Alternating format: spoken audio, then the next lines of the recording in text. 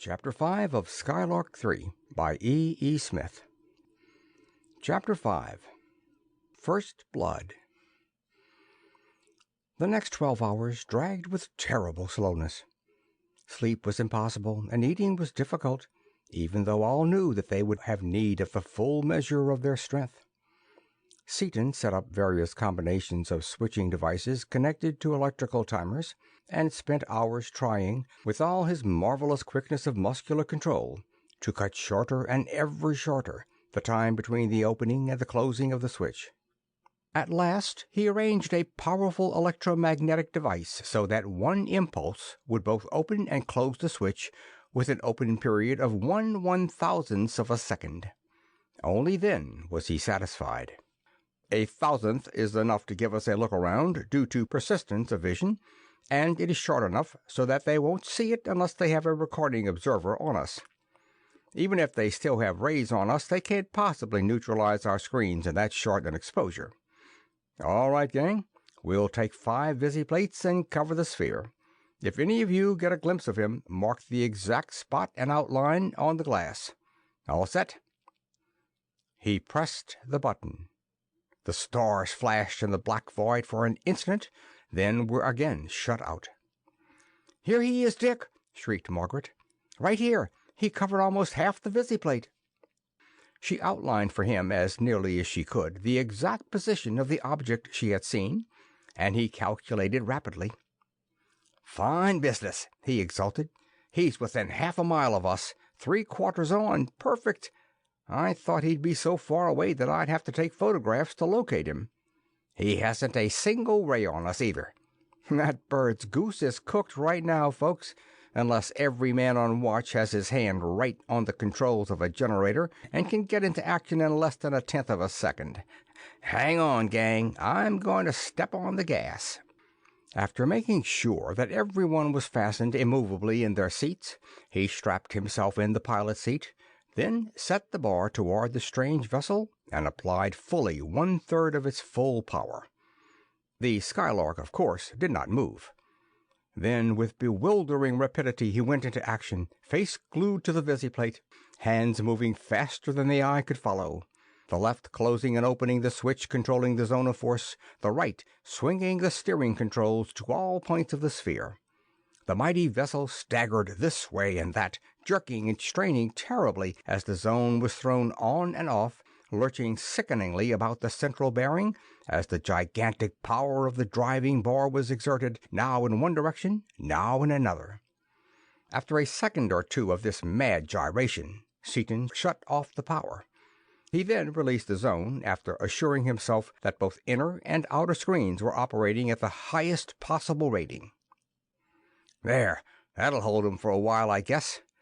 This battle was even shorter than the other one, and a lot more decisive. Let's turn on the floodlights and see what the pieces look like." The lights revealed that the zone of force had indeed sliced the enemy vessel into pieces. No fragment was large enough to be navigable or dangerous, and each was sharply cut as though sheared from its neighbor by some gigantic curved blade. Dorothy sobbed with relief in Seaton's arms as Crane, with one arm around his wife, grasped his hand.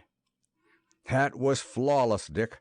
As an exhibition of perfect coordination and instantaneous timing under extreme physical difficulties, I have never seen its equal." "You certainly saved all our lives," Margaret added. "Only 50-50, Peg," Seaton protested, and blushed vividly. "Mart did most of it, you know. I'd have gummed up everything back there if he had let me. Let's see what we can find out about them." He touched the lever, and the Skylark moved slowly toward the wreckage, the scattered fragments of which were beginning to move toward and around each other because of their mutual gravitational forces.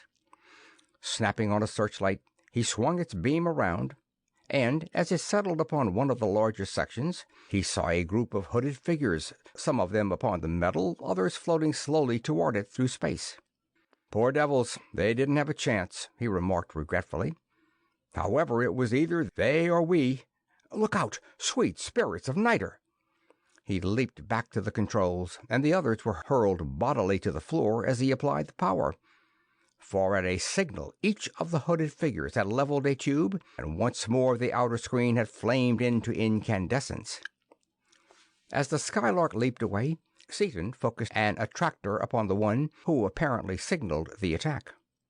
Rolling the vessel over in a short loop so that the captive was hurled off into space upon the other side, he snatched the tube from the figure's grasp with one auxiliary attractor and anchored head and limbs with others, so that the prisoner could scarcely move a muscle.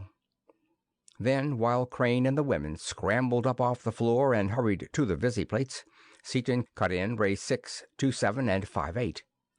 Ray 6, the softener, was a band of frequencies extending from violet far up into the ultraviolet. When driven with sufficient power, this ray destroyed eyesight and nervous tissue, and, its power increased still further, actually loosened the molecular structure of matter.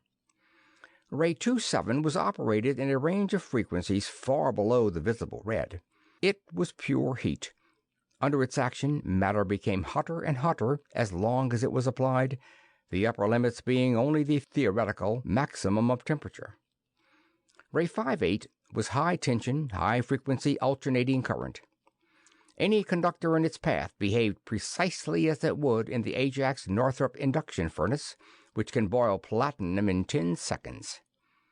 These three rays composed the beam which Seaton directed upon the mass of metal from which the enemy had elected to continue the battle, and behind each ray, instead of the small energy at the command of its Osnomian inventor, were the untold millions of kilowatts developed by a 100-pound bar of disintegrating copper.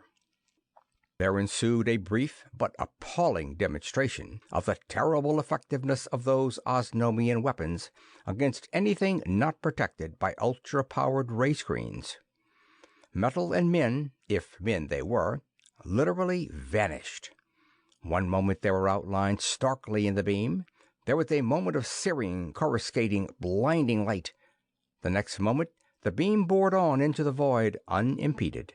Nothing was visible save an occasional tiny flash as some condensed or solidified droplet of the volatilized metal re-entered the path of that ravening beam. "We'll see if there's any more of them loose," Seaton remarked as he shut off the force and probed into the wreckage with a searchlight. No signs of life or of activity was revealed, and the light was turned upon the captive. He was held motionless in the invisible grip of the attractors at the point where the force of those peculiar magnets were exactly balanced by the outward thrust of the repellers. By manipulating the attractor holding it, Seaton brought the strange tubular weapon into the control room through a small airlock in the wall and examined it curiously, but did not touch it. "I never heard of a hand ray before, so I guess I won't play with it much until after I learn something about it." "So you have taken a captive?" asked Margaret. "What are you going to do with him?" "I'm going to drag him in here and read his mind. He's one of the officers of that ship, I believe, and I'm going to find out how to build one exactly like it. This old can is now as obsolete as a 1920 flivver, and I'm going to make us a later model. How about it, Mort? Don't we want something really up-to-date if we're going to keep on space hopping?" "We certainly do. Those denizens seem to be particularly venomous, and we will not be safe unless we have the most powerful and most efficient spaceship possible.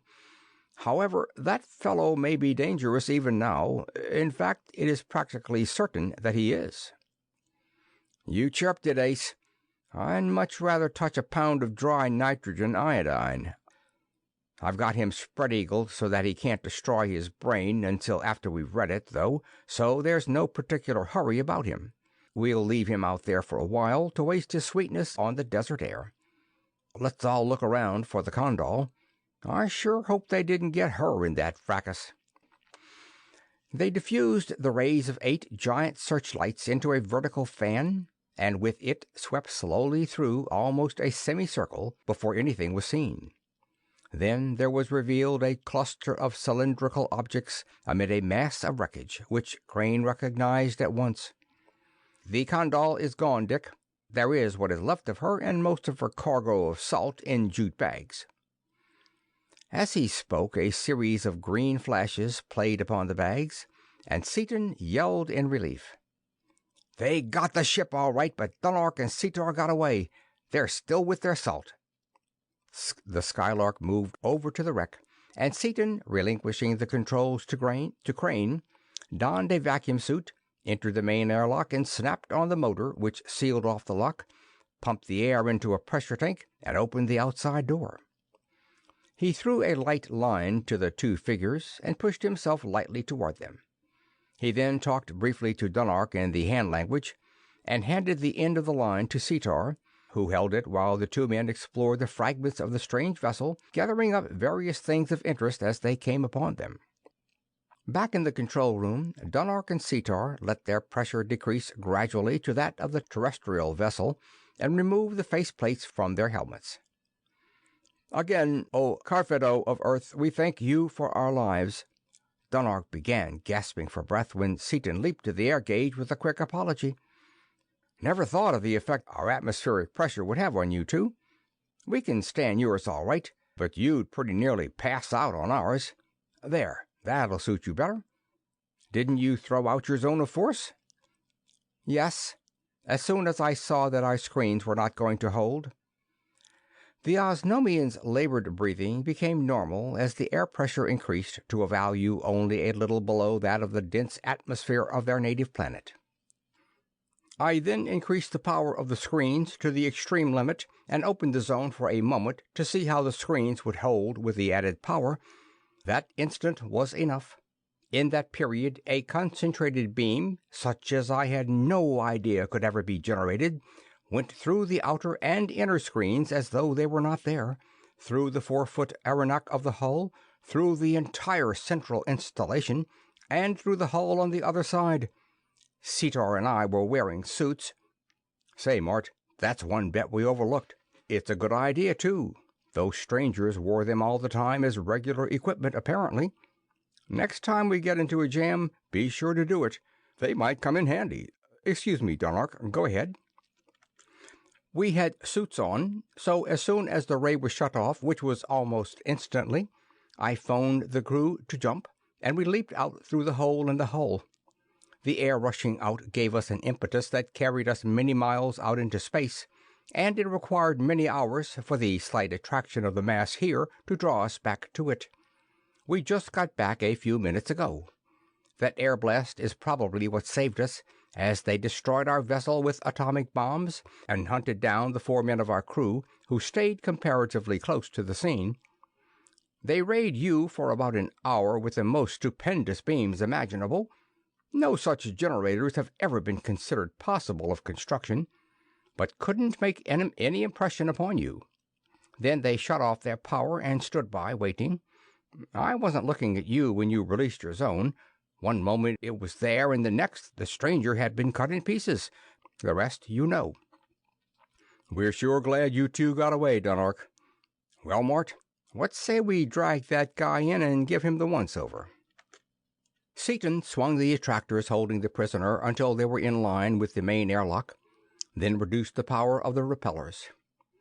As he approached the lock, various controls were actuated, and soon the stranger stood in the control room, held immovable against one wall, while Crane, with a .50 caliber elephant gun, stood against the other. "Perhaps you girls should be somewhere else," suggested Crane. "Not on your life," protested Dorothy, who, eyes wide and flushed with excitement, stood near a door with a heavy automatic pistol in her hand. "I wouldn't miss this for a farm."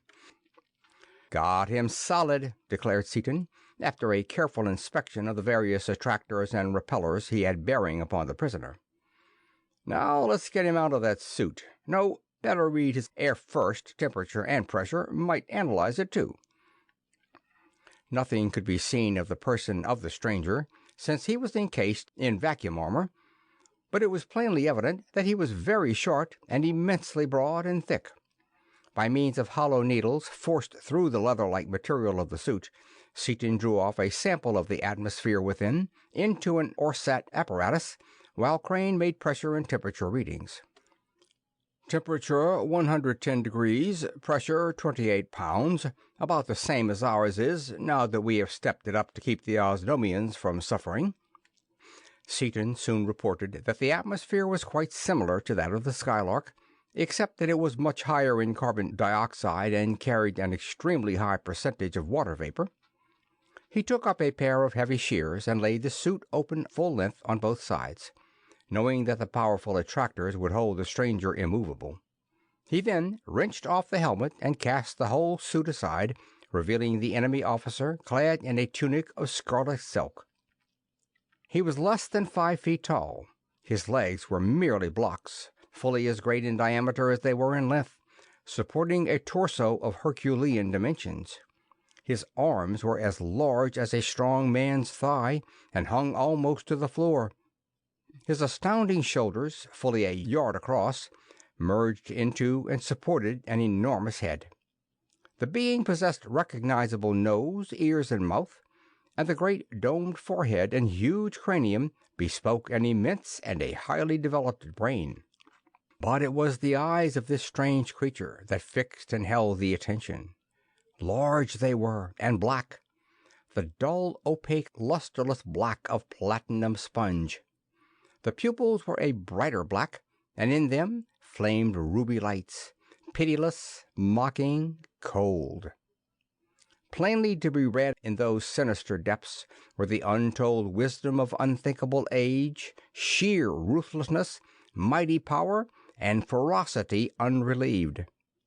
His baleful gaze swept from one member of the party to another, and to meet the glare of those eyes was to receive a tangible physical blow. It was actually ponderable force, that of embodied hardness and of ruthlessness incarnate, generated in that merciless brain and hurled forth through those flame-shot Stygian orbs. "If you don't need us for anything, Dick, I think Peggy and I will go upstairs." Dorothy broke the long silence. "Good idea, Dot. This isn't going to be pretty to watch, or to do either, for that matter. If I stay here another minute, I'll see that thing as long as I live, and I might be very ill. Goodbye." And, heartless and bloodthirsty Osnomian though she was, Cetar had gone to join the two terrestrial women. I didn't want to say much before the girls, but I want to check a couple of ideas with you two. Don't you think it's a safe bet that this bird reported back to his headquarters? "I have been thinking that very thing." Crane spoke gravely, and Dunark nodded agreement. "Any race capable of developing such a vessel as this would almost certainly have developed systems of communication in proportion. That's the way I doped it out, and that's why I'm going to read his mind if I have to burn out his brain to do it. We've got to know how far away from home he is, whether he has turned in any report about us, and all about it.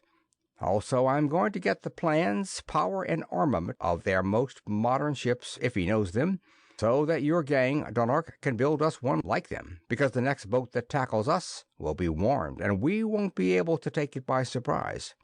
We won't stand a chance in the Skylark. With a ship like theirs, however, we can run or we can fight if we have to. Any other ideas, fellows?" As neither Crane nor Dunark had any other suggestions to offer, Seaton brought out the mechanical educator, watching the creature's eyes narrowly. As he placed one headset over that motionless head, the captive sneered in pure contempt. But when the case was opened and the array of tubes and transformers was revealed, that expression disappeared. And when he added a super-power stage by cutting in a heavy-duty transformer and a 5-kilowatt transmitting tube, Seaton thought that he saw an instantaneously suppressed flicker of doubt or fear. That headset thing was child's play to him, but he doesn't like the looks of this other stuff at all. I don't blame him a bit. I wouldn't like to be on the receiving end of this hookup myself. I'm going to put him on the recorder and on the visualizer," Seaton continued as he connected spools of wire and tape, lamps and lenses in an intricate system and donned a headset. "I'd hate to have much of that brain in my own skull. Afraid I'd bite myself. I'm just going to look on, and when I see anything I want, I'll grab it and put it into my own brain. I'm starting off easy, not using the big tube." He closed several switches, lights flashed, and the wires and tapes began to feed through the magnets. "Well, I've got his language, folks. He seemed to want me to have it. It's got a lot of stuff in it that I can't understand yet, though, so I guess I'll give him some English." He changed several connections, and the captive spoke in a profoundly deep bass voice. "You may as well discontinue your attempt, for you will gain no information from me. That machine of yours was out of date with us thousands of years ago." "Save your breath or talk sense," said Seaton coldly. "I gave you English so that you can give me the information I want. You already know what it is. When you get ready to talk, say so, and throw it on the screen of your own accord. If you don't, I'll put on enough voltage to burn your brain out. Remember, I can read your dead brain as well as though it were alive. But I want your thoughts as well as your knowledge, and I'm going to have them. If you give them voluntarily, I will tinker up a lifeboat that you can navigate back to your own world and let you go. If you resist, I intend getting them anyway, and you shall not leave this vessel alive. You may take your choice." "You are childish, and that machine is impotent against my will. I could have defied it 100 years ago when I was barely a grown man. Know you, American, that we supermen of the Fenachrone are as far above any of the other and lesser breeds of beings who spawn in their millions, in their countless myriads of races, upon the numberless planets of the universe, as you are above the inert metal from which this your ship was built. The universe is ours, and in due course we shall take it, just as in due course I shall take this vessel. Do your worst. I shall not speak." The creature's eyes flamed, hurling a wave of hypnotic command through Seaton's eyes and deep into his brain. Seaton's very senses reeled for an instant under the impact of that awful mental force, but after a short, intensely bitter struggle, he threw off the spell. "That was close, fellow, but you didn't quite ring the bell," he said grimly, staring directly into those unholy eyes. "I may rate pretty low mentally, but I can't be hypnotized into turning you loose. Also, I can give you cards and spades in certain other lines, which I'm about to demonstrate. Being Superman didn't keep the rest of your men from going out in my ray, and being a Superman isn't going to save your brain. I am not depending upon my intellectual or mental force. I've got an ace in the hole in the shape of 5,000 volts to apply to the most delicate centers of your brain. Start giving me what I want, and start quick, or I'll tear it out of you." The giant did not answer, merely glared defiance and bitter hate. "Take it, then," Seaton snapped, and cut in the super-power stage and began turning dials and knobs, exploring that strange mind for the particular area in which he was most interested. He soon found it and cut in the visualizer, the stereographic device, in parallel with Solon's own brain recorder, which projected a three-dimensional picture into the viewing area or dark space of the cabinet. Crane and Dunark, tense and silent, looked on in strained suspense as, minute after minute, the silent battle of wills raged. Upon one side was a horrible and gigantic brain of undreamed-of power. Upon the other side a strong man, fighting for all that life holds dear, wielding against that monstrous and frightful brain a weapon wrought of high-tension electricity, applied with all the skill that earthly and Osnomian science could devise. Seaton crouched over the amplifier, his jaw set and every muscle taut, his eyes leaping from one meter to another, his right hand slowly turning up the potentiometer, which was driving more and ever more of the searing, torturing output of his super power tube into that stubborn brain. The captive was standing, utterly rigid, eyes closed, every sense and faculty mustered to resist that cruelly penetrant attack upon the very innermost recesses of his mind. Crane and Dunark scarcely breathed as the three-dimensional picture in the visualizer varied from a blank to the hazy outlines of a giant space cruiser. It faded out as the unknown exerted himself to withstand that poignant inquisition, only to come back in clearer than before as Seaton advanced the potentiometer still farther. Finally, flesh and blood could no longer resist that lethal probe, and the picture became sharp and clear. It showed the captain, for he was no less an officer than the commander of the vessel, at a great council table, seated together with many other officers upon very low, enormously strong metal stools. They were receiving orders from their emperor, orders plainly understood by Crane and the Osnomian alike, for thought needs no translation. "Gentlemen of the Navy," the ruler spoke solemnly, "our preliminary expedition returned some time ago, achieved its every aim, and we are now ready to begin fulfilling our destiny, the conquest of the universe.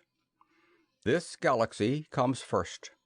Our base of operations will be the largest planet of that group of brilliant green suns, for they can be seen from any point in the galaxy, and are almost in the exact center of it. Our astronomers—" Here the captain's thought shifted briefly to an observatory far out in space for perfect seeing, and portrayed a reflecting telescope with a mirror 5 miles in diameter, capable of penetrating unimaginable myriads of light years into space. "Have tabulated all the suns, planets, and satellites belonging to this galaxy, and each of you has been given a complete chart and assigned a certain area which he is to explore. Remember, gentlemen, that this first major expedition is to be purely one of exploration. The one of conquest will set out after you have returned with complete information. You will each report by torpedo every 10th of the year. We do not anticipate any serious difficulty, as we are, of course, the highest type of life in the universe. Nevertheless, in the unlikely event of trouble, report it. We shall do the rest. In conclusion, I warn you again, let no people know that we exist. Make no conquests, and destroy all who by any chance may see you. Gentlemen, go with power." The captain embarked in a small airboat and was shot to his vessel. He took his station at an immense control board, and the warship shot off instantly with unthinkable velocity, and with not the slightest physical shock. At this point, Seaton made the captain take them all over the ship. They noted its construction, its power plant, its controls. Every minute detail of structure, operation, and maintenance was taken from the captain's mind and was both recorded and visualized.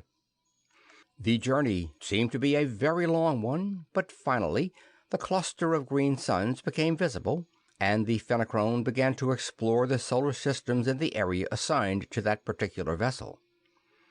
Hardly had the survey started, however, when the 2 globular space cruisers were detected and located. The captain stopped the ship briefly, then attacked. They watched the attack and saw the destruction of the Condal. They looked on while the captain read the brain of one of Dunark's crew, gleaned from it all the facts concerning the 2 spaceships, and thought with him that the 2 absentees from the Condal would drift back in a few hours and would be disposed of in due course. They learned that these things were automatically impressed upon the torpedo next to issue, as was every detail of everything that happened in and around the vessel. They watched him impress a thought of his own upon the record. The inhabitants of Planet 3 of Sun 6473 Pilaron show unusual development and may cause trouble, as they have already brought knowledge of the metal of power and of the impenetrable shield of the central system, which is to be our base. Recommended volatilization of this planet by vessel sent on special mission. They saw the raying of the Skylark. They sensed him issue commands. Ray it for a time. He will probably open the shield for a moment as the other one did. Then, after a time, skipped over by the mind under examination. Cease raying. No use wasting power. He must open eventually as he runs out of power. Stand by and destroy him when he opens. The scene shifted. The captain was asleep and was awakened by an alarm gong, only to find himself floating in a mass of wreckage. Making his way to the fragment of his vessel containing the torpedo port, he released the messenger, which flew with ever-increasing velocity back to the capital city of the Fenachrone, carrying with it a record of everything that had happened. That's what I want, thought Seaton. Those torpedoes went home fast. I want to know how far they have to go and how long it'll take them to get there. You know what distance a parsec is, since it is purely a mathematical concept, and you must have a watch or some similar instrument with which we can translate your years into hours. I don't want to have to kill you, fellow, and if you'll give up even now, I'll spare you. I'll get it anyway, you know. And you also know that a few hundred volts more will kill you. They saw the thought received and saw its answer. You shall learn no more. This is the most important of all, and I shall hold it to disintegration and beyond. Seaton advanced the potentiometer still farther, and the brain picture waxed and waned, strengthened and faded. Finally, however, it was revealed by flashes that the torpedo had about 155,000 parsecs to go, and that it would take 2/10 of a year to make the journey, that the warships which would come in answer to the message were as fast as the torpedo, that he did indeed have in his suit a watch, a device of 7 dials, each turning 10 times as fast as its successor, and that one turn of the slowest dial measured 1 year of his time. Seaton instantly threw off his headset and opened the power switch. "Grab a stopwatch, quick, Mart," he called, as he leaped to the discarded vacuum suit and searched out the peculiar timepiece. They noted the exact time consumed by one complete revolution of one of the dials and calculated rapidly. "Better than I thought," exclaimed Seaton. "That makes his year about 410 of our days. That gives us 82 days before the torpedo gets there, longer than I dared hope. We've got to fight, too, not run. They figure on getting the Skylark, then volatilizing our world. Well, we can take time enough to grab off an absolutely complete record of this guy's brain. We'll need it for what's coming, and I'm going to get it if I have to kill him to do it." He resumed his place at the educator, turned on the power, and a shadow passed over his face. "Poor devil, he's conked out. Couldn't stand the gaff," he remarked half regretfully. "However, that makes it easy to get what we want, and we'd have had to kill him anyway, I guess. Bad as it is, I'd hate to bump him off in cold blood." He threaded new spools into the machine, and for 3 hours, mile after mile of tape sped between the magnets as Seaton explored every recess of that monstrous yet stupendous brain. "Well, that's that," he declared finally, as the last bit of information gleaned and recorded upon the flying tape. He removed the body of the Fenachrone captain into space and rayed it out of existence. "Now, what to do? How can we get this salt to Osnome?" asked Donarch, whose thoughts were never far from that store of the precious chemical.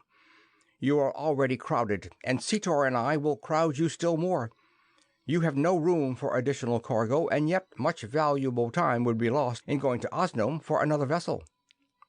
"Yes, and we've got to get a lot of X, too. Guess we'll have to take time to get another vessel. I'd like to drag in the pieces of that ship, too. His instruments and a lot of the parts could be used." "Why not do it all at once?" suggested Crane. "We can start the whole mass toward Osnome by drawing it behind us until such a velocity has been attained that it will reach there at the desired time. We could then go to X and overtake this material near the green system." "Right you are, Ace. That's a sound idea. But say, Dunark, it wouldn't be good technique for you to eat our food for any length of time. While we're figuring this out, you'd better hop over there and bring over enough to last you two until we get you home. Give it to Shiro. After a couple of lessons, you'll find he'll be as good as any of your cooks." Faster and faster the Skylark flew, pulling behind her the mass of wreckage held by every available attractor. When the calculated velocity had been attained, the attractors were shut off, and the vessel darted away toward that planet, still in the Carboniferous Age, which possessed at least one solid ledge of metallic X, the rarest of all earthly metals. As the automatic controls held the cruiser upon her course, the 6 wanderers sat long in discussion as to what should be done, what could be done, to avert the threatened destruction of all the civilization of the galaxy except the monstrous and unspeakable culture of the Fenachrone. Nearing their destination, Seaton rose to his feet. "Well, folks, it's like this. We've got our backs to the wall. Dunark has troubles of his own. If the third planet doesn't get him, the Fenachrone will. And the third planet is the more pressing danger. That lets him out. We've got nearly 6 months before the Fenachrone can get back here." "But how can they possibly find us here, or wherever we'll be by that time, Dick?" asked Dorothy. "The battle was a long way from here." "With that much start, they probably couldn't find us," Seaton replied soberly. "It's the world I'm thinking about. They've got to be stopped, and stopped cold. And we've got only 6 months to do it in. Osnome's got the best tools and the fastest workmen I know of." His voice died away in thought. "That sort of thing is in your department, Dick." Crane was calm and judicial as always. "I will, of course, do anything I can. But you probably have a plan of campaign already laid out?" "After a fashion. We've got to find out how to work through this zone of force, or we're sunk without a trace. Even with rays, screens, and ships equal to theirs, we couldn't keep them from sending a vessel to destroy the Earth, and they'd probably get us too eventually. They've got a lot of stuff we don't know about, of course, since I took only one man's mind. While he was a very able man, he didn't know all that all the rest of them do, any more than any one man has all the earthly science known. Absolutely, our only chance is to control that zone. It's the only thing they haven't got. Of course, it may be impossible, but I won't believe that until I've exhausted a lot of possibilities. Dunark, can you spare a crew to build us a duplicate of that Fenachrone ship, besides those you are going to build for yourself?" "Certainly. I will be only too glad to do so." "Well, then, while Dunark is doing that, I suggest that we go to this third planet, abduct a few of their leading scientists, and read their minds. Then do the same, visiting every other highly advanced planet we can locate. There is a good chance that, by combining the best points of the warfare of many worlds, we can evolve something that will enable us to turn back these invaders." "Why not send a copper torpedo to destroy their entire planet?" suggested Dunark. "Wouldn't work. Their detecting screens would locate it 1,000 million miles off in space, and they would ray it. With a zone of force that would get through their screens, that would be the first thing I'd do. You see, every thought comes back to that zone. We've got to get through it some way." The course alarm sounded, and they saw that a planet lay directly in their path. It was X, and enough negative acceleration was applied to make an easy landing possible. "Isn't it going to be a long, slow job, chopping off 2 tons of that metal and fighting away those terrible animals besides?" asked Margaret. "It'll take about a millionth of a second, Peg. I'm going to bite it off with the zone, just as I took that bite out of our field. The rotation of the planet will throw us away from the surface. Then we'll release the zone and drag our prey off with us, see?" The Skylark descended rapidly toward that well-remembered ledge of metal to which the object compass had led them. "This is exactly where we landed before," Margaret commented in surprise, and Dorothy added, "Yes, and there's that horrible tree that ate the dinosaur, or whatever it was. I thought you blew it up for me, Dick." "I did, Dotty. Blew it into atoms. Must be a good location for carnivorous trees, and they must grow awfully fast, too. As to its being in the same place, Peg, sure it is. That's what object compasses are for." Everything appeared as it had been at the time of their first visit. The rank carboniferous vegetation, intensely, vividly green, was motionless in the still, hot, heavy air. The living nightmares inhabiting that primitive world were lying in the cooler depths of the jungle, sheltered from the torrid rays of that strange and fervent sun. "How about it, Dot? Want to see some of your little friends again? If you do, I'll give them a shot and bring them out." "Heavens, no! I saw them once. If I never see them again, that will be 20 minutes too soon." "All right, we'll grab us a piece of this ledge and beat it." Seaton lowered the vessel to the ledge, focused the main anchoring attractor upon it, and threw on the zone of force. Almost immediately he released the zone, pointed the bar parallel to the compass bearing upon Osnome, and slowly applied the power. "How much did you take, anyway?" asked Dunark in amazement. "It looks bigger than the Skylark." "It is, considerably bigger. Thought we might as well take enough while we're here, so I set the zone for a 75-foot radius. It's probably in the order of magnitude of 500,000 tons, since the stuff weighs more than half a ton to the cubic foot. However, we can handle it as easily as we could a smaller bite, and that much mass will help us hold the other stuff together when we catch up with it." The voyage to Osnome was uneventful. They overtook the wreckage, true to schedule, as they were approaching the green system, and attached it to the mass of metal behind them by means of attractors. "Where'll we land this junk, Dunark?" asked Seaton, as Osnome grew large beneath them. "We'll hold this lump of metal and the fragment of the ship carrying the salt, and we'll be able to hold some of the most important of the other stuff. But a lot of it is bound to get away from us, and the Lord help anybody who's under it when it comes down. You might yell for help, and say, you might ask somebody to have that astronomical data ready for us as soon as we land." "The parade ground will be empty now, so we will land there," Dunark replied. "We should be able to land everything in a field of that size, I should think." He touched the sender at his belt, and in the general code notified the city of their arrival, and warned everyone to keep away from the parade ground. He then sent several messages in the official code, concluding by asking that 1 or 2 spaceships come out and help lower the burden to the ground. As the peculiar pulsating chatter of the Osnomian telegraph died out, Seaton called for help. "Come here, you two, and grab some of these attractors. I need about 12 hands to keep this plunder in the straight and narrow path." The course had been carefully laid, with allowance for the various velocities and forces involved, to follow the easiest path to the Condalian parade ground. The hemisphere of X and the fragment of the Condal, which bore the salt, were held immovably in place by the main attractor and 1 auxiliary, and many other auxiliaries held sections of the Fenachrone vessel. However, the resistance of the air seriously affected the trajectory of many of the irregularly shaped smaller masses of metal, and all 3 men were kept busy flicking attractors right and left, capturing those strays which threatened to veer off into the streets or upon the buildings of the Condalian capital city, and shifting from one piece to another so that none should fall freely. 2 sister ships of the Condal appeared as if by magic in answer to Dunark's call, and their attractors aided greatly in handling the unruly collection of wreckage.